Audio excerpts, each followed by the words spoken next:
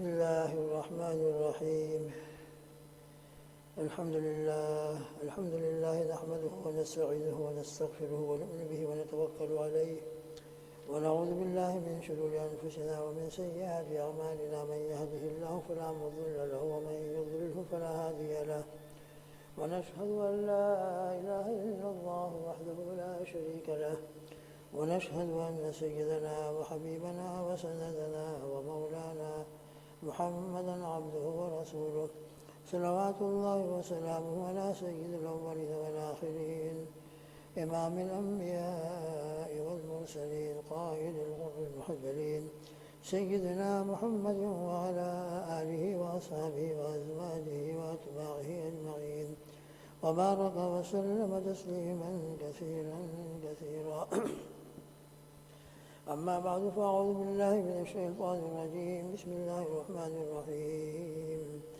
الحمد لله رب العالمين الرحمن الرحيم مالك يوم الدين. إياك نعبد وإياك نستعين. اهدنا الصراط المستقيم صراط الذين أنعمت عليهم غير المغضوب عليهم ولا الضالين آمین. بسم اللہ الرحمن الرحیم. میں شروع کرتا ہوں اللہ سبحانہ و تعالیٰ کے نام سے جو بڑا مہربان نہایت رحم والا ہے. الحمدللہ رب العالمین. تمام تعریف اللہ جل جلالہ و عم نوالہ کے لیے ہے جو تمام جہانوں کا رب ہے. الرحمن الرحیم جو بڑا مہربان نہایت رحم والا ہے. مالک یوم الدین جو حساب کے دن کا، بدلے کے دن کا، جزا کے دن کا مالک ہے. ایاک نعبد و ایاک نستعین. اے اللہ ہم تیری ہی عبادت کرتے ہیں اور تجھ ہی سے مدد طلب کرتے ہیں. اہدنا الصراط المستقیم. تو ہمیں سیدھے راستے کی ہدایت عطا فرما. صراط الذین انعمت علیہم. ان لوگوں کا راستہ جن پر تو نے انعام فرمایا. غیر المغضوب علیہم. نہ ان لوگوں کا راستہ جن پر تیرا غضب نازل ہوا یا جن پر غضب کیا گیا. ولا الضالین. اور نہ ان لوگوں کا راستہ جو گمراہ ہوئے ہیں. آمین. سورہ فاتحہ کے اندر 3 مضامین کے تذکرہ علماء مفسرین نے فرمایا ہے. توحید اور رسالت اور قیامت، جو قرآن بلکہ تمام آسمانی کتابوں کے مضامین میں بنیادی یہ 3 مضمون ہیں. تو الحمدللہ رب العالمین میں توحید ثابت ہوئی جس کا تذکرہ پہلے ہوا. الرحمن الرحیم میں لفظ رحمان جو اللہ کی صفت رحمان ہے اس سے رسالت کا اور نبی کریم صلی اللہ تعالی وسلم کے رسول ہونے کا ثبوت ہوا. مالک یوم الدین اس آیت شریفہ میں ڈائریکٹ قیامت کا تذکرہ ہے. جو مالک ہے بدلے کے دن کا، ججمنٹ کا دن جو میدان محشر اور قیامت کا دن کہلاتا ہے اس کا مالک ہے. اس میں تو صراحتاً قیامت کے دن کا تذکرہ ہے.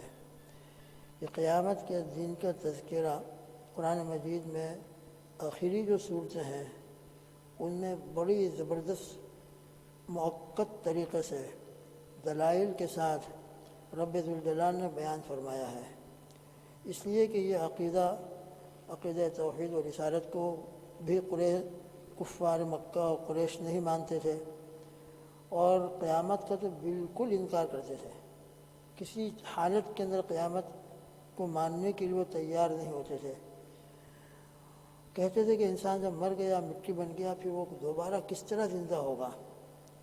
اور اس کے لیے عجیب عجیب دلیلیں اور عجیب عجیب اپنے طور سے گمان اور بیکار باتیں لا کر پیش کرتے تھے.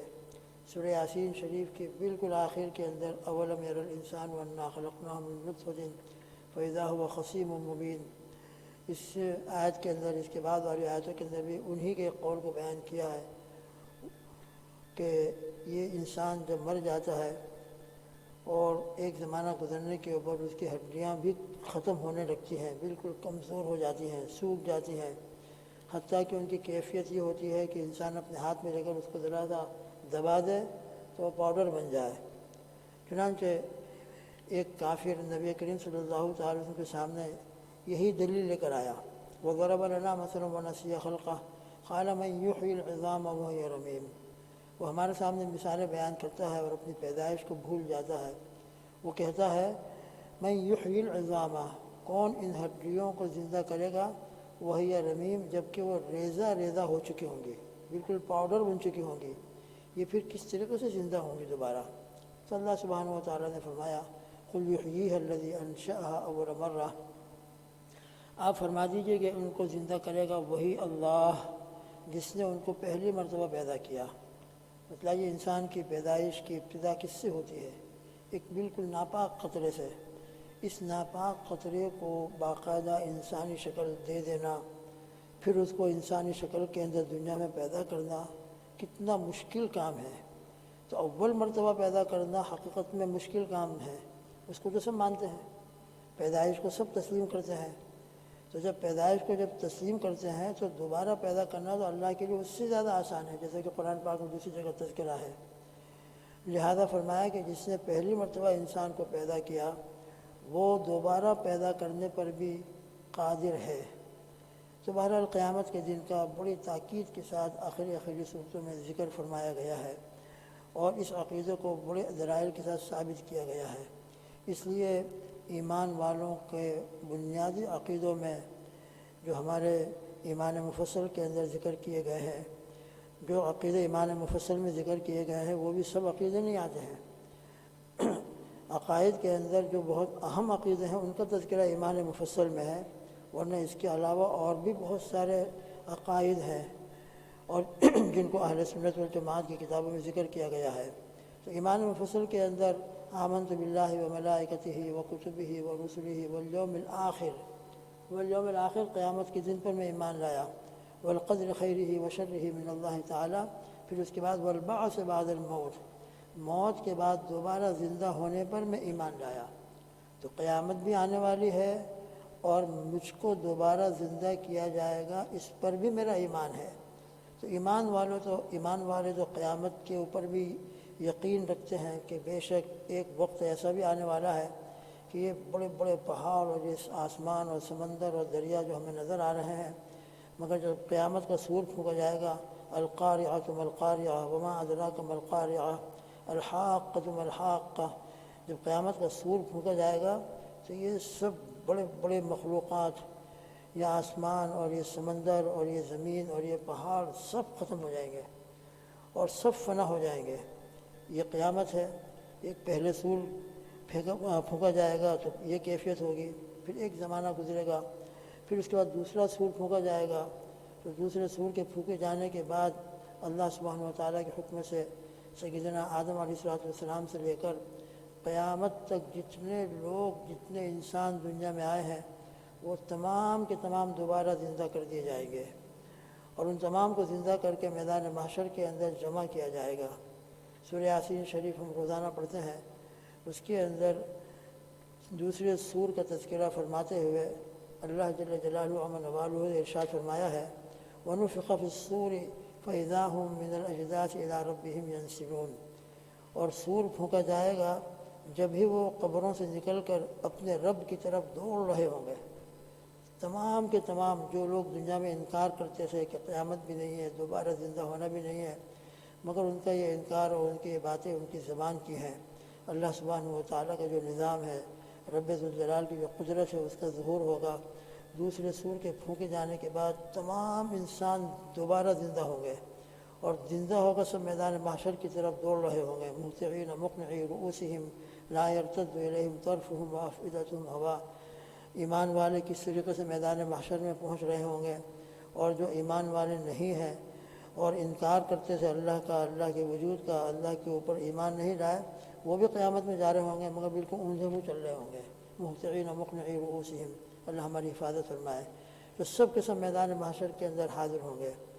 جب یہ کیفیت ہر ایک دیکھے گا، جو انکار کرتے تھے، نہیں مانتے تھے کہ دوبارہ زندہ ہونا نہیں ہے، وہ بھی دیکھیں گے کہ ہم تو دوبارہ زندہ ہو گئے اور ہم کو تو دوبارہ زندہ کر دیا گیا، تو وہ کہیں گے قالوا یا ویلنا من بعثنا من مرقدنا، وہ کہیں گے ہائے افسوس ہم پر، کس نے ہمیں ہماری سونے کی جگہ سے اٹھا دیا، ہم جہاں پڑے ہوئے تھے ہم تو سمجھ رہے تھے کہ بس مٹی ہو جائیں گے، ختم ہو جائے گا، پھر دوبارہ زندہ ہونا ہی نہیں ہے، پڑے رہیں گے اسی طریقے سے۔ تو ہم کو دوبارہ اس جگہ سے کس نے ہم کو اٹھایا؟ تو فرشتے جواب دیں گے، ھذا ما وعد الرحمن وصدق المرسلون، یہ وہ دن ہے اور یہ وہ وقت ہے کہ جس کا رحمان نے وعدہ فرمایا تھا۔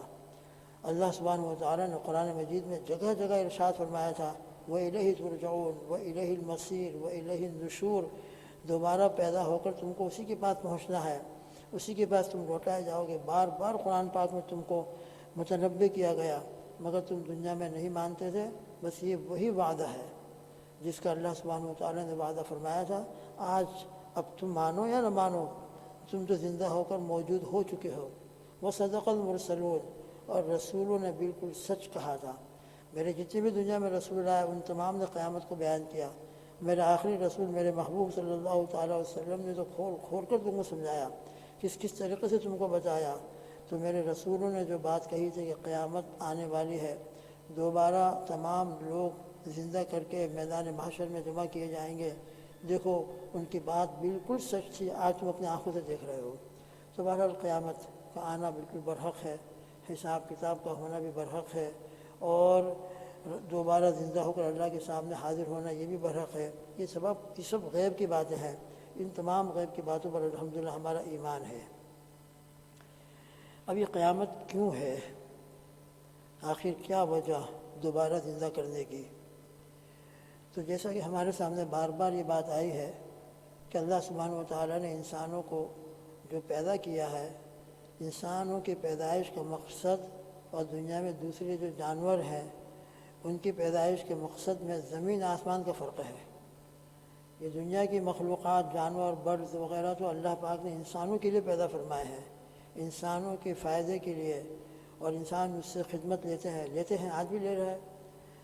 پہلے زمانے میں تو یہ کار اور یہ فلائٹ اور یہ ایروپلین کچھ بھی نہیں تھا، تو یہ تمام کی تمام سواریاں، ایک جگہ سے دوسری جگہ سفر کرنا، یہ انہی بیچارے جانوروں کے ذریعے سے ہوتا تھا۔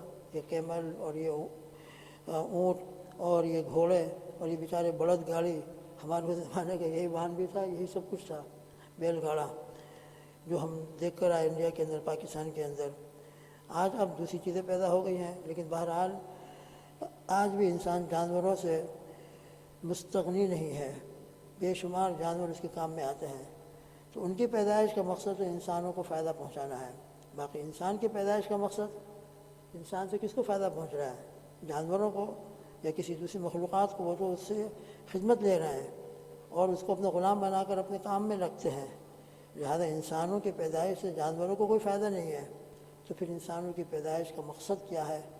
تو اللہ سبحانہ و تعالیٰ نے اس کو بیان فرمایا، جو بار بار ہمارے سامنے آتا ہے، وَمَا خَلَقْتُ الْجِنَّ وَالْإِنسَ إِلَّا لِيَعْبُدُونَ، کہ اللہ سبحانہ و تعالیٰ نے انسان اور جنات کو اللہ نے اپنی عبادت کے لیے پیدا کیا ہے۔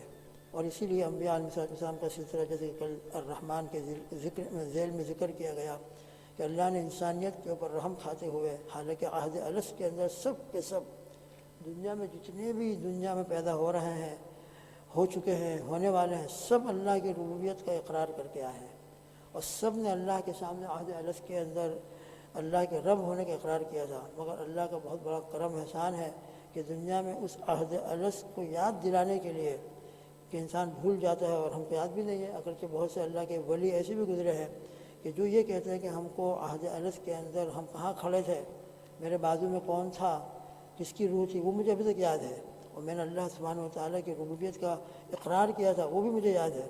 تو اللہ کے ایسے بھی نیک بندے دنیا میں گزرے ہیں، مگر ہم جیسے ہیں کہ جن کو کچھ بھی یاد نہیں ہے۔ تو ہم جیسے غافلوں کے لیے اللہ سبحانہ و تعالیٰ نے یاد دلانے کے لیے الرحمن کے ذکر میں کل ذکر کیا گیا کہ ان کی صفت رحمت کا تقاضا یہ ہوا کہ انسانوں کی پیدائش کا مقصد میں نے عبادت تو بیان کیا ہے، مگر انسان بھولنے والا ہے، کمزور ہے، اس کو یاد دہانی کی جائے، ریمائنڈر اس کو بھیجا جائے تو اس کے لیے فائدہ ہوگا۔ چنانچہ اللہ سبحانہ و تعالیٰ نے یہ رسالت کا سلسلہ دنیا میں شروع فرمایا، نبوت کا سلسلہ شروع فرمایا، جو ہمارے لیے بہت بڑے محسن ہوتے ہیں انبیاء علیہ السلام۔ انہوں نے آ کر ہم کو ہماری زندگی کا مقصد بتایا۔ تو انسانوں کی زندگی کا مقصد اللہ کو پہچاننا ہے، اللہ سبحانہ و تعالیٰ کی توحید کا قائل ہونا ہے، اللہ سبحانہ و تعالیٰ کے اوپر ایمان لانا ہے، اور پھر اس کے بعد اللہ کی عبادت کرنا ہے، اللہ کی اطاعت اور فرما برداری کرنا ہے، اور اس طریقے سے ان کو اپنی زندگی گزارنا ہے۔ یہ اصل انسان کی پیدائش کا مقصد ہے، اور انسان بالغ ہونے کے بعد سے موت تک اسی امتحان کے اندر رہتا ہے کہ وہ اب اس دنیا کے اندر جو آیا ہے اپنی پیدائش کے مقصد کو پورا کر رہا ہے یا نہیں کر رہا ہے۔ یہ پوری دنیا اور دنیا کے اندر انسانوں کی زندگی بالغ ہونے کے بعد سے خاص طور پر یہ ایک امتحان گاہ سے گزر رہے ہیں۔ یہ سب کے سب ایگزام ہال کے اندر ہیں، امتحان دے رہے ہیں۔ اب امتحان دینے کے بعد یقیناً دنیا کے اندر بھی ہم دیکھتے ہیں انٹرویو ہوتا ہے، اس کا رزلٹ آتا ہے، ایگزام ہوتا ہے، اس کا رزلٹ آتا ہے۔ ایگزام ہو اور رزلٹ نہ آئے تو پھر کہا جاتا ہے کہ ایگزام پھر کیا فائدہ، امتحان کیوں رکھا گیا؟ امتحان کے لیے ہم نے محنتیں کی تھی، کوششیں کی تھی، اور کیسے کیسے رات دن جاگتے رہے، پھر اس کا رزلٹ نہ آئے، کون فرسٹ ڈویژن ہے، کون پہلا نمبر ہے، کون پاس ہے، کون ناپاس ہے، کون فیل ہے، یہ معلوم ہی نہ ہو، اور پھر یہ کہہ دیا کہ بس ہو گیا۔ تو دنیا کے اندر کوئی عقل مند انسان اس کو تسلیم نہیں کرتا ہے کہ ایگزام ہو اور رزلٹ نہ ہو۔ یقیناً ایگزام ہونے کے بعد رزلٹ ہونا یہ عقل کا بھی تقاضا ہے، اور دنیا والوں کے سامنے ہر وقت اس کی مثالیں موجود ہیں۔ تو جب دنیا والے بھی ایگزام کے بعد رزلٹ کے منتظر ہوتے ہیں، محنت کرنے والوں کو ان کے محنت کے مطابق ڈگریاں ملتی ہیں، اور ان کے نمبرات ظاہر کیے جاتے ہیں، کوئی فرسٹ ڈویژن پر آتا ہے اور کسی کو اسٹار ملتے ہیں 2 اور 3 اور 4 اور 5 وغیرہ وغیرہ، اور جو اپنے وقت کو غفلت میں گزارتا ہے وہ فیل ہو جاتا ہے۔ تو دنیا کے اندر بھی یہ سلسلہ جاری ہے۔ تو اسی طریقے سے اللہ سبحانہ و تعالیٰ نے پوری کائنات کو سجایا، انسانوں کے لیے بنایا، انسانوں کی تمام ضروریات اس میں پیدا فرمائی، اس کی روحانیت اور ایمان کے لیے انبیاء علیہ السلام کا سلسلہ جاری فرمایا۔ یہ سب کے سب اس کو یاد دہانی کے لیے بہت ساری چیزیں اللہ نے جمع فرمائی۔ اب انسان اس امتحان میں چل رہا ہے کہ وہ اللہ کو مان کر زندگی گزار رہا ہے یا اللہ کا انکار کر کے زندگی گزار رہا ہے، اللہ کا مطیع و فرما بردار بن کر اپنے نفس کا خلاف کر کے اللہ کی مان کر چل رہا ہے، شریعت اور دین کا پابند ہو رہا ہے، یا یہ کہ خدا نخواستہ اپنی منمانی کر رہا ہے اور فسق و فجور کے اندر مبتلا ہے، یا خدا نخواستہ ایمان ہی نہیں لایا ہے۔ لہذا تمام انسان امتحان کے اندر چل رہے ہیں۔ جب امتحان میں چل رہے ہیں تو یقیناً اس کے رزلٹ کا ہونا ضروری ہے، اس کا نتیجہ اور اس کا انجام کا ظاہر ہونا ضروری ہے۔ قیامت کا دن بس اسی انجام کے ظہور کا دن ہے، اور قیامت کے دن یہی بات ہوگی، اور اسی سلسلے کے اندر وہاں فیصلے کیے جائیں گے۔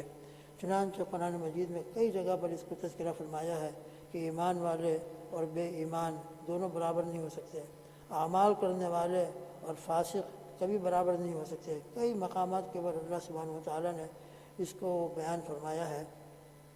چنانچہ ایک جگہ 24ویں پارے کے اندر نبی اللہ سبحانہ و تعالیٰ ارشاد فرماتے ہیں وَمَا يَسْتَوِي الْأَعْمَى وَالْبَصِيرُ وَالَّذِينَ آمَنُوا وَعَمِلُوا الصَّالِحَاتِ وَلَا الْمُسِيءُ قَلِيلًا مَا تَتَذَكَّرُونَ۔ اعمیٰ کہتے ہیں بلائنڈ، اندھا۔ وَمَا يَسْتَوِي الْأَعْمَى وَالْبَصِيرُ، اندھا اور دیکھنے والا دونوں برابر نہیں ہو سکتے، بینا اور نابینا دونوں برابر نہیں ہو سکتے۔ والذین آمنوا، جسے ہم دنیا میں دیکھتے ہیں کہ بیچارہ نابینا اور بلائنڈ انسان اور جو دیکھنے والا ہوتا ہے، کبھی بھی دنیا والے اس کو سیم نہیں کہتے، وہ بلائنڈ ہے، بیچارہ نابینا ہے، ہر چیز میں دوسرے کا محتاج ہے، اور بصیر اپنے طور پر الحمدللہ ہر کام کر رہا ہے، ہر چیز کو دیکھ رہا ہے۔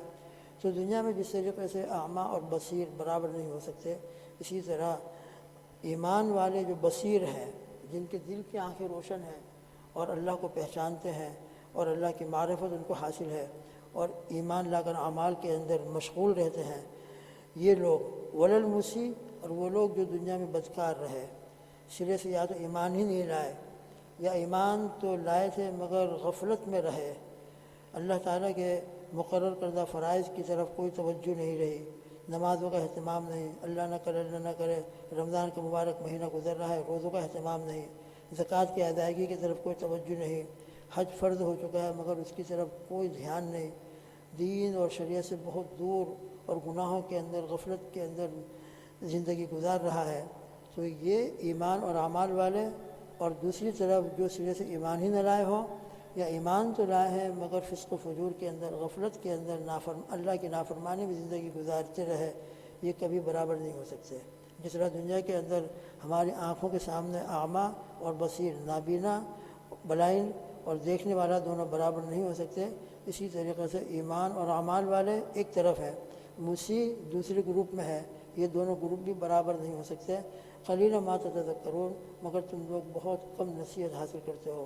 اللہ سبحانہ وتعالیٰ نے کس کس طریقے سے تم کو سمجھایا ہے مگر تم سمجھنے کے لیے تیار نہیں۔ پھر آگے اللہ فرماتے ہیں ان الساعۃ لآتیۃ لا ریب فیہا، دیکھو دنیا میں تو تم چاہے جیسی بھی زندگی گزار لو مگر یاد رکھنا قیامت ضرور آنے والی ہے۔ تم ہزار انکار کرتے رہو، تمہارے انکار کرنے سے وہ قیامت نہیں آئے گی، ایسا ہوگا نہیں، بلکہ یقیناً قیامت آنے والی ہے، لا ریب فیہا، جس میں کوئی شک نہیں، ولکن اکثر الناس لا یؤمنون، لیکن لوگوں میں سے اکثر ایمان نہیں لاتے۔ لہذا عقلی طور پر بھی قیامت کا آنا اور پھر قیامت کے میدان میں، میدان محشر کے اندر پہنچ کر دنیا میں ہماری پوری زندگی اس کا حساب و کتاب کا ہونا، اور پھر اللہ کے مطیع و فرما برداروں کے لیے انعامات کا ملنا، جنتوں کا ملنا، اور جو اللہ کے منکر رہے اور اللہ کے اوپر ایمان ہی نہیں لائے یا خدا نخواستہ غفلت والی زندگی میں انہوں نے اپنا ٹائم گزارا ہے، اس کا حساب کا ہونا، اور پھر اس کے اوپر جو اللہ نے سزا مقرر کی ہے اس کا ملنا، یہ انسان کی عین عقل کے مطابق ہے۔ لہذا قیامت بھی برحق ہے اور بالکل عقل سے بھی اس کا ثبوت ہے۔ قرآن مجید کی تو بے شمار آیتیں، احادیث مبارکہ کے اندر باقاعدہ حدیث جبریل کے اندر اس کا تذکرہ اور دوسری روایتوں کے اندر اس کا تذکرہ، لہذا نفس قیامت کے اوپر ہمارا ایمان ہے، اور قیامت کے دن بے حساب کتاب کا ہونا یہ بھی برحق ہے۔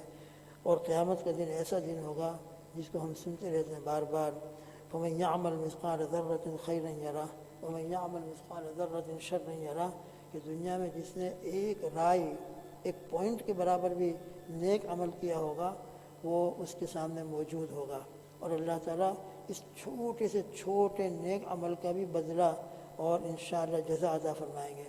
اور اسی طریقے سے کسی نے چھوٹے سے چھوٹا گناہ کیا ہوگا بالکل پوائنٹ کے برابر، تو وہ پوائنٹ کے برابر والا گناہ بھی وہ اپنی آنکھوں سے دیکھے گا۔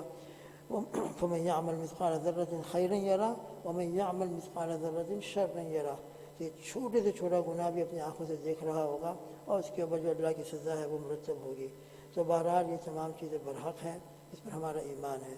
انشاءاللہ پھر کل کا تذکرہ ہوگا، اور آگے یہ باتیں تو بہت تفصیل سے قرآن اور حدیث میں بیان کی گئی ہیں، الحمدللہ ایمان والے جانتے بھی ہیں، مگر ریمائنڈر ہو جائے اور ہمارے مذاکرے میں یہ باتیں آتی رہیں تاکہ ہم قیامت سے غافل نہ رہے، موت سے غفلت میں رہے۔ یہ رمضان کا مبارک مہینہ ہم کو موت ہی کی تیاری کے لیے دیا گیا ہے۔ اللہ سے جو بہت دور جا چکے تھے یا اللہ کو بھول چکے تھے، یہ ماہ مبارک اسی لیے اللہ نے ہم کو عطا فرمایا ہے کہ بھولا ہوا انسان اللہ کی طرف لوٹ آئے۔ غفلت میں زندگی گزارنے والے اللہ کی یاد میں اپنی زندگی گزارنا شروع کر دیں، ایک ماحول بنتا ہے، مسجد آباد ہو جاتی تھی، آج تو ہم گھروں میں ہیں، لیکن دوستوں بزرگوں ہم اپنے گھروں کو مسجد جیسا ماحول دیں، گھروں کے اندر بڑے چھوٹے سب مل کر قرآن پاک کی تلاوت کریں، عصر اور مغرب کے درمیان کا وقت خالص اللہ کے لیے وقف کر دیں، اور پورے 24 گھنٹے کے اندر بھی نمازوں کا، ذکر و تلاوت کا، دعاؤں کا، اور اسی طریقے سے درود شریف کا ایک ماحول بنا ہوا ہو تاکہ ہر ایک اللہ کی عبادت اور اللہ کو یاد کرے، اپنی موت کی تیاری کرے، آخرت کی تیاری کرے۔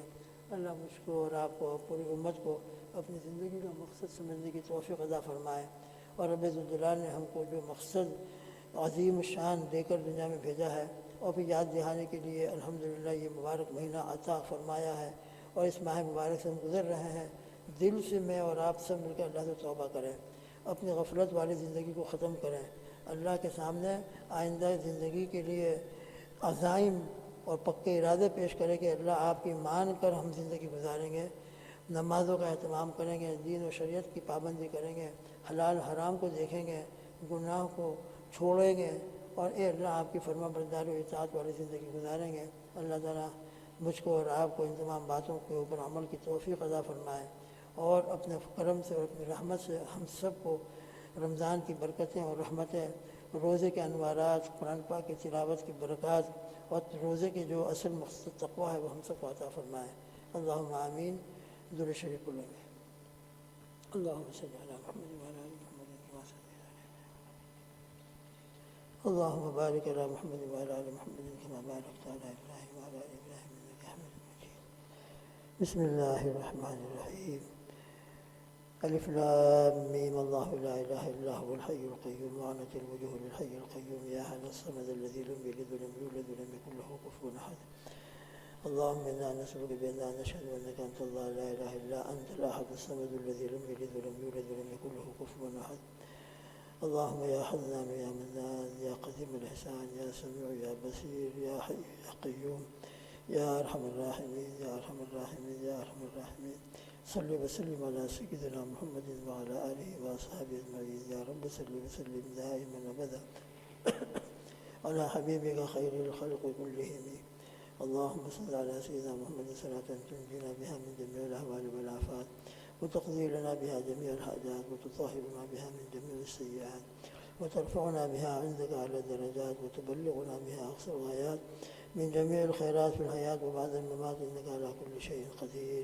لا إله إلا أنت سبحانك إني كنت من الظالمين، لا إله إلا أنت سبحانك إني كنت من الظالمين۔ نستغفر الله الذي لا إله إلا هو الحي القيوم ونتوب إليه۔ يا أرحم الراحمين يا أرحم الراحمين يا أرحم الراحمين، ارحمنا وارحم جميع أمة محمد صلى الله تعالى عليه وسلم۔ اللهم إنك عفو كريم تحب العفو فاعف عنا وعن جميع أمة محمد صلى الله عليه وسلم۔ اللهم يا فارج الهم ويا كاشف الغم فرج عنا وفرج عن جميع أمة محمد صلى الله عليه وسلم۔ اللهم لا إله إلا أنت، لا إله إلا الله الحليم الكريم، سبحان الله رب العرش العظيم والحمد لله رب العالمين۔ نسألك اللهم مجيبات رحمتك وعزائم مغفرتك والغنيمة من كل بر والعصمة من كل ذنب، لا تدع لنا في هذا المقام ذنبا إلا غفرته ولا هما إلا فرجته ولا دينا إلا قضيته ولا مريضا إلا شفيته ولا مبتلا إلا عافيته ولا حاجة من حوائج الدنيا هي لك رضا إلا قضيتها ويسرتها يا أرحم الراحمين يا أرحم الراحمين، ارحمنا يا غياث المستغيثين اغثنا يا قاضي الحاجات اقضي حاجاتنا يا شافي الأمراض اشف مرضانا۔ اللهم واقية كواقية البليد، اللهم إنا نسألك عيشة نقية وميتة سوية ومردا غير مخزي ولا فاضح۔ اللهم ثبتنا على الإيمان وأمتنا على الإيمان وحشرنا يوم القيامة مع الإيمان۔ اے اللہ ہم ایمان لاتے ہیں کہ آپ بالکل وحدہ لا شریک لہ فی ذاتہ و فی صفاتہ ہے۔ آپ نے جتنے انبیاء علیہ السلام کو مبعوث فرمایا وہ سب برحق ہے۔ نبی کریم صلی اللہ تعالی وسلم آخری رسول و پیغمبر ہے، اس پر بھی ہم ایمان لاتے ہیں۔ نشہد ان لا الہ الا اللہ وحدہ لا شریک لہ ونشہد ان سیدنا و مولانا محمد عبدہ ورسولہ۔ اے اللہ قیامت کا آنا یہ بھی برحق ہے۔ اے اللہ بے شک قیامت کے میدان میں ہم کو حاضر ہونا ہے۔ اے اللہ موت کی وادی سے گزر کر قبر میں پہنچتا ہے، پھر آپ کے سامنے میدان محشر میں حاضر ہونا ہے۔ اے اللہ اپنے کرم سے، اپنی رحمت سے، اپنے فضل سے ہماری دنیا کی زندگی کے اندر بھی جتنی مشکلات ہیں، اے اللہ جتنے ہمارے لیے امتحان کے مواقع ہیں، یا اللہ نعمتوں کے اندر بھی امتحان ہے، بیماریوں کے اندر بھی امتحان ہے۔ اے اللہ آپ ہم کو جو چیز بھی عطا فرماتے ہیں، ہماری زندگی اور زندگی کا ایک ایک لمحہ ہمارے امتحان میں گزر رہا ہے۔ اے اللہ ہم سب کو امتحان میں کامیابی عطا فرما، اپنے آخرت کو اور اپنے قبر کو سامنے رکھ کر ہمیشہ زندگی گزارنے کی توفیق عطا فرما۔ تمام اعمال ہمارے لیے آسان فرما، روزے ہمارے لیے آسان فرما، قبول فرما، تلاوت کے اندر ہمارا دل لگا دے، درود پاک پڑھنے میں ہمارے دلوں کو مائل فرما دے، اس محبت کے ساتھ آپ کا ذکر، آپ کے نبی صلی اللہ علیہ وسلم کے درود شریف، آپ کے پاک کلام کی تلاوت محبت کے ساتھ، دھیان کے ساتھ، فکر کے ساتھ عطا فرما۔ اے اللہ جو بچے حافظ ہو رہے ہیں، اے اللہ ان کے سینوں کو قرآن مجید کے لیے کھول دیجیے، ان کے سینوں میں قرآن مجید کے انوارات داخل فرما دیجیے۔ وہ گھروں میں تلاوت کرتے ہیں، یاد کرتے ہیں، ان کے یاد کرنے کی برکت سے گھروں میں رحمت نازل فرما۔ یا اللہ اپنے مغفرت نازل فرما کر پورے گھر والوں کی مغفرت کے فیصلے فرما۔ اے اللہ رمضان کے مبارک مہینے میں ہمارے گھروں میں ماحول پیدا فرما۔ مسجدوں میں آنے سے اے اللہ ہم طلب رہے ہیں، یا اللہ وہ بیچارے ہمارے نیک اور مخلص جو مسجدوں میں آ کر مسجدوں کو آباد کرتے تھے آج وہ گھروں میں ہیں، ان کے دل مسجدوں میں آنے کے لیے بے چین ہے۔ یا اللہ ان کی اس بے چینی کی برکت سے اور ان کے اس حسرت اور طلب کی برکت سے ہماری مغفرت فرما، ان کی مغفرت فرما، اور مسجدوں میں آنے کا جو ثواب تھا، جو اجر ملتا تھا جماعتوں کے ساتھ نماز پڑھنے کا، یا اللہ ان کی نیت تو یا اللہ مرتے دم تک مسجدوں میں حاضر ہونے کی رہتی ہے۔ یا اللہ ان کی اسی نیت کی برکت سے ان کو اپنے گھروں میں رہتے ہوئے بھی جماعتوں کا ثواب عطا فرما۔ یا اللہ تراویح گھروں میں پڑھ رہے ہیں، وہ مسجد میں یا اللہ پورے قرآن پاک کی تراویح سنتے تھے، آج وہ گھروں میں بیچارے کتنے ایسے ہیں جو سننے سے محروم ہیں۔ یا اللہ ان کو قرآن پاک کے پورے تراویح کے اندر پڑھے جانے کا ثواب عطا فرما، ان کی دعا میں ہم کو شامل فرما، ہمارے دعا میں ان کو شامل فرما، پوری امت کے لیے، پوری انسانیت کے لیے اللہ ہم آپ سے بہت عاجزانہ اور فقیرانہ التماس کرتے ہیں کہ ہم کو ہمارے بچوں کو ہدایت نصیب فرما، جو دین پر چل رہے ہیں دین پر چلنا اور آسان فرما، گناہوں کی نفرت پیدا فرما اور گناہوں سے بچنا ہمارے لیے آسان فرما۔ آپ کی توفیق کے بغیر کچھ نہیں ہو سکتا۔ لا حول ولا قوة الا باللہ۔ اللہ اکبر، اللہ